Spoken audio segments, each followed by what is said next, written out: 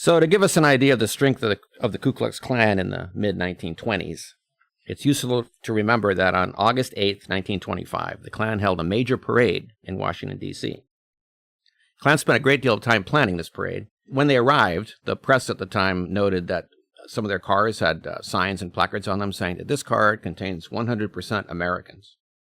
So you can draw your own conclusions about that. The route was along Pennsylvania Avenue Northwest, and it went from the U.S. Capitol to the Treasury Building. The Treasury Building is next door to the White House. 30,000 Klansmen and Klanswomen participated in this parade, wearing their full white outfits. Some of them had multicolored outfits for whatever their various ranks and were. They had different state chapters involved and county chapters and whatever. And they did not wear their hoods. They wore their conical hats, but not their hoods. The Klan said, "March proud and show everyone your face. You don't need to hide who you are." So they actually marched in plain view. The parade lasted 3.5 hours, and it was by no means universally popular among D.C. residents, shall we say. There was opposition to it happening. But nonetheless, it drew 150,000 spectators.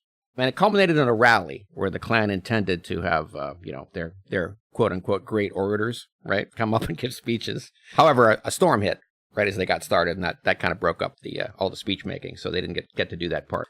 But the next evening, August 9th, they held a cross-burning and initiation ceremony across the river in Arlington, Virginia. And in this ceremony, they had an 80-foot tall cross with 30-foot crossbeam on it that they burned. They had 200 new inductees into the Klan that they swore in. And that event drew 75,000 attendees. And the local police noted that it was the largest crowd in Arlington, to their knowledge, since the burial of the unknown soldier at the tomb in 1921. So there were Klan parades in 1926 and 1927 as well. Neither of them was as big as the 1925 parade. There also was a D.C. parade in 1928.